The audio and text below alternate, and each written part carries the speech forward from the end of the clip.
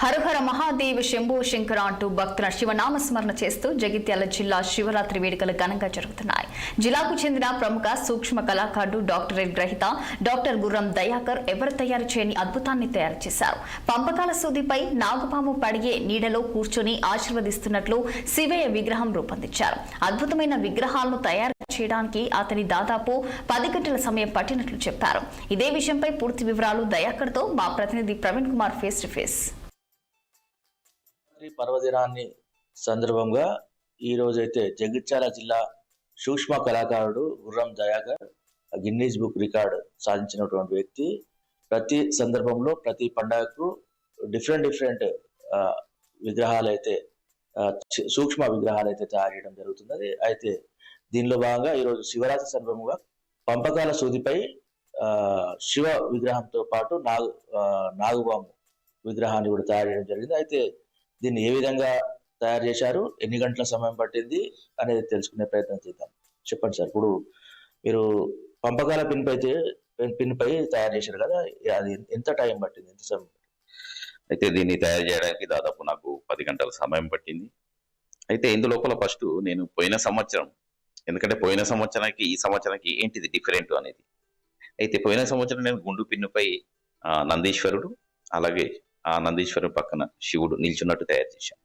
మరి ఈ సంవత్సరం ఒకటి స్పెషల్ గా ఉండాలి, కొత్తగా ఉండాలని ఆలోచించగా వచ్చిన థాట్ ఏంటంటే పంపకాల సూది, అది 0.8 ఉంటుంది. ఆ సూది పైన శివుడు కూర్చొని ఆశీర్వదిస్తున్నట్టు, అలాగే నాగుపాము అనేది ఆ సూది చుట్టూ తిరుక్కుంటూ వెళ్ళి పైన పడగ విప్పినట్టు తయారు చేయడం అయింది.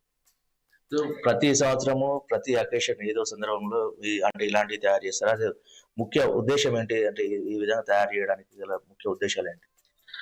అయితే ముఖ్య ఉద్దేశం ఏంటంటే మన కళలు, మన ఏదైతే ఈ కళా సంపద, భారతదేశంలో ఉన్న కళా సంపద చాలా గొప్పది.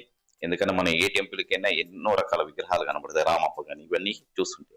అయితే అలాంటి పెద్ద పెద్ద విగ్రహాలు తయారు చేయకుండా నేను అతి సూక్ష్మంగా ఆ విగ్రహాలు తయారు చేసి మన కళను దేశ విదేశాలకు కూడా చాటి చెప్పాలని నా యొక్క కోరిక. ఆ కోరికతోనే నేను ఇవన్నీ చేస్తున్నాను.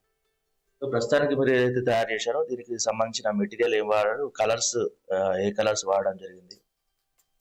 దీనికి నేను నైలాన్ వైరు థ్రెడ్, అలాగే పెన్సిల్ కలర్స్, అలాగే మైనం అది కూడా దీనిలో యాడ్ చేసి కొంచెం దాన్ని అతుకు పెట్టుకుంటూ ఈ విగ్రహాన్ని తయారు చేశాను.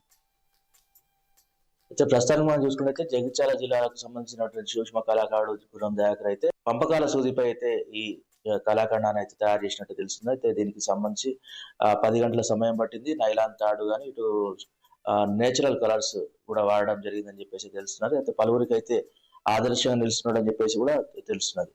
ఏమైనా సంతోషంతో ప్రవీణ్ కుమార్, జగిత్యాల నుండి.